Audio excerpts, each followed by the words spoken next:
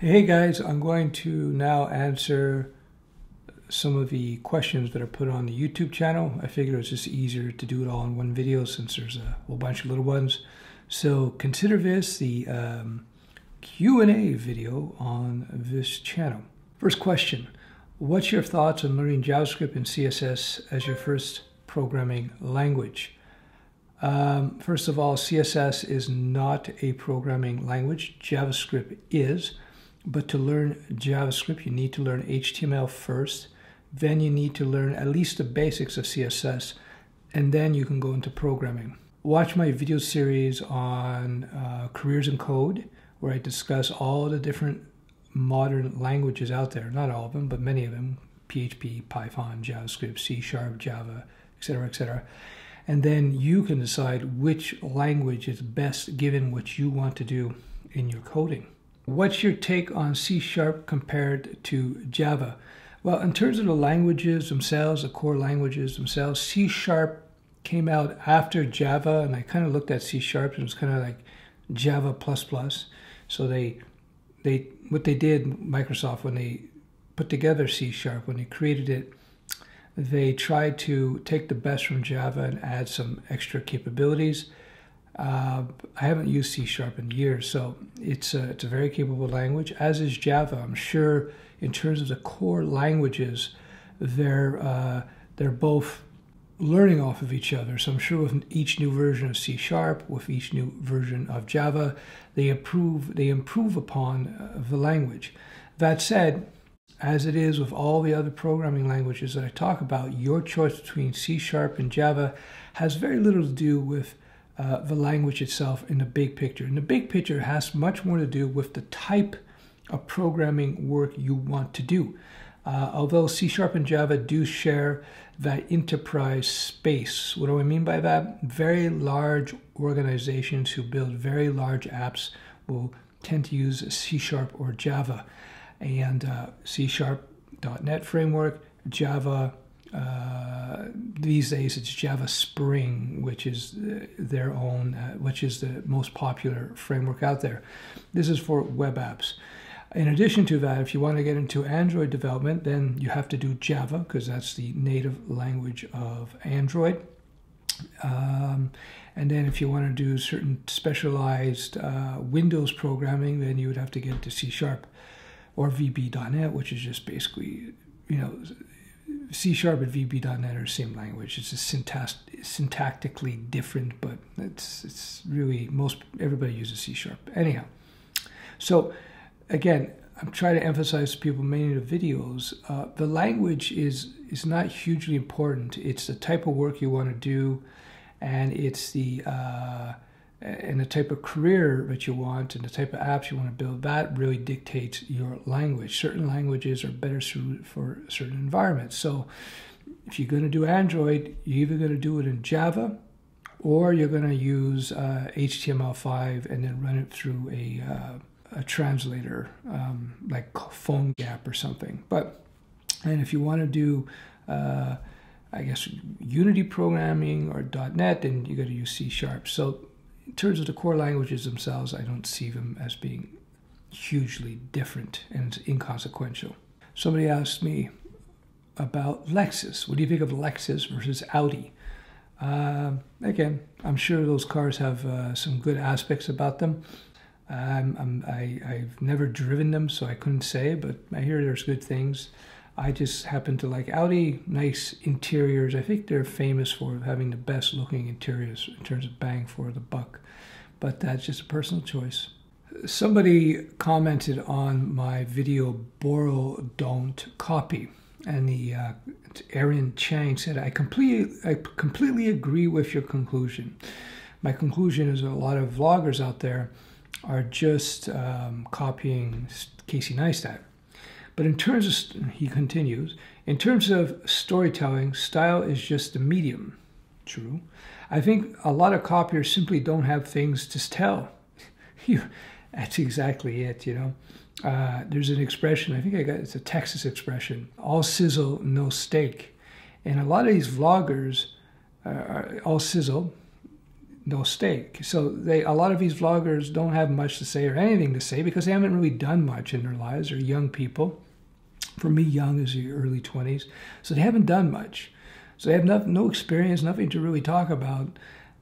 So they talk about nothing.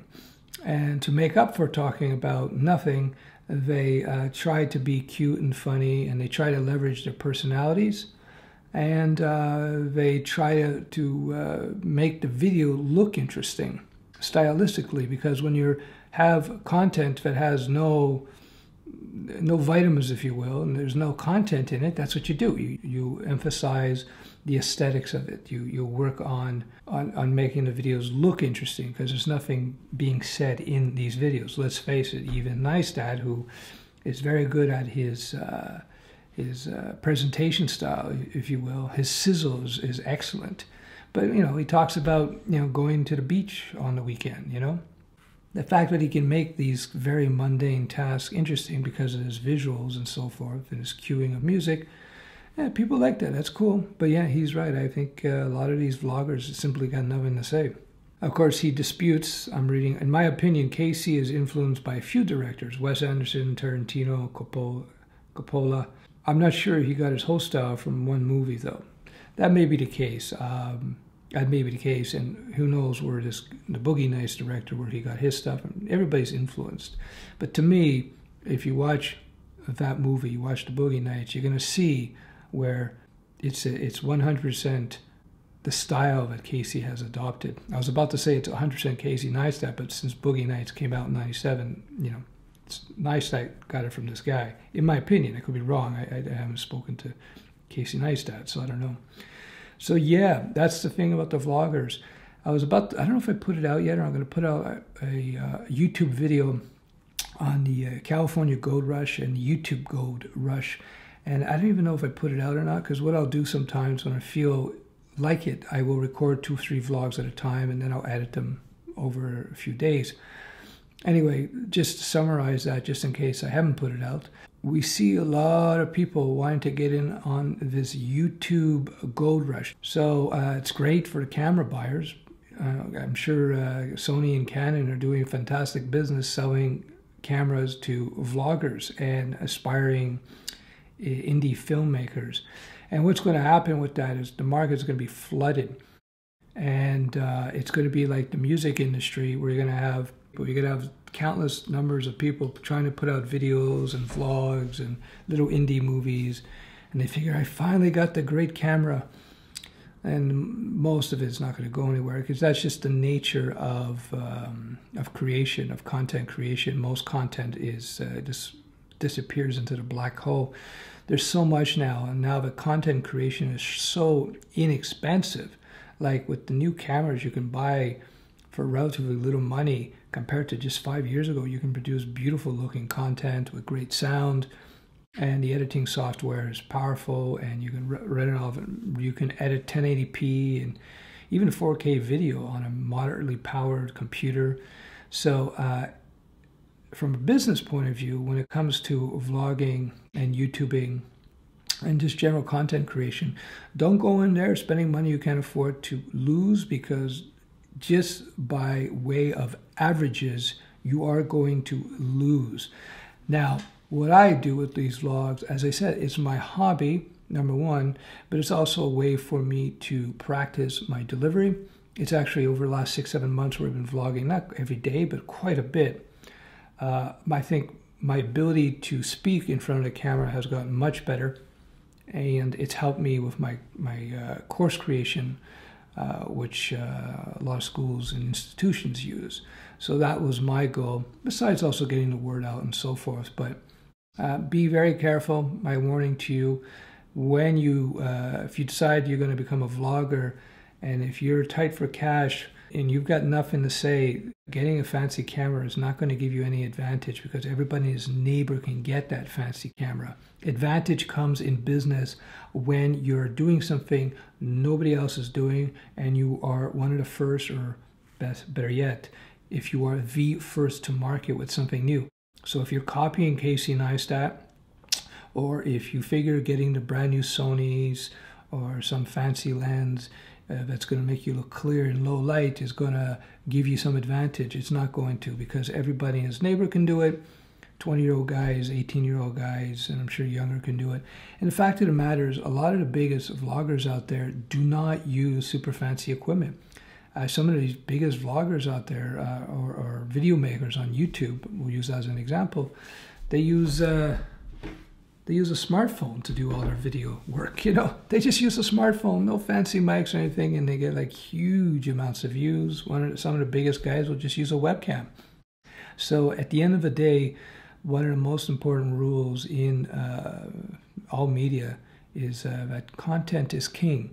The sizzle will only take you so far. At the end of the day, you need some steak, you need some substance. And I think you'll see a lot of these vloggers just fade into obscurity. There's another thing that's going to happen, I can tell you from my experience in terms of online advertising and selling advertising space. Advertising on the web is becoming commoditized. What that means is that there's so many places you can advertise: YouTube, Facebook, all different types of websites, you know, out there, like personal websites, small websites, that, and I can go on and on and on and on. The point is that ad space is not running out. In fact, ad space is only increasing. So what that does, it drives the value of ads down quite a bit. And I've seen some top YouTubers complain about that, where they're saying, wow, I know I'm not making nearly as much revenue as I used to. And they're going, what's going on? What's going on? Well, what's going on is that there's so many more YouTube vloggers, and there's only so many advertisers. So every 20-year-old kid who puts out a video that gets 500 views or 300 views, or one of my videos that gets 500 or 300 views, I'm siphoning off some of that some of those ad dollars that are would otherwise be spent on fewer YouTube channels. I saw this in the late 90s and early 2000s, where through my websites, KillerSites.com, KillerPHP, and so forth, I still get a couple million page views a month on those sites.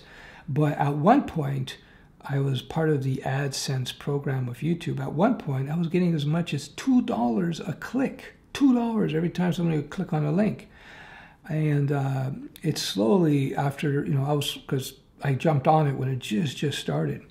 And but as more and more websites hooked up to AdSense, more and more competition came in, the value per click just kept dropping and dropping and dropping. Then it was $2 and $1.75, $1.50, $1, 50 cents, 25 cents, 10 cents. I don't know what the click is now. I don't do too many Google ads, not nearly as much, because there's no point to it. It doesn't make the same money as it used to be. So understand that when you jump into the YouTube game, you jump into any game, as the market becomes saturated with more and more suppliers, the value of what it is that you're supplying will drop in, well, it will drop in value. So with YouTube, you can surely expect that the amount of dollars you can make per video view or per 1,000 views is, the CPM is just going to drop, and it's going to become very, very difficult. And at the end of the day, spending a few $1,000s on cameras and equipment is not going to make the difference. If you think you're going to make your money just talking about yourself, jumping around and running around on a skateboard, think again. You're not, because Casey has wrapped that stuff up. And you have to have some new idea. You have to have some new idea. You have to have some new presentation. The first goers into that YouTube vlogger space, that these guys are established. You're going to have to compete with many more vloggers than these guys did 2, 3, 4 years ago. That is for sure.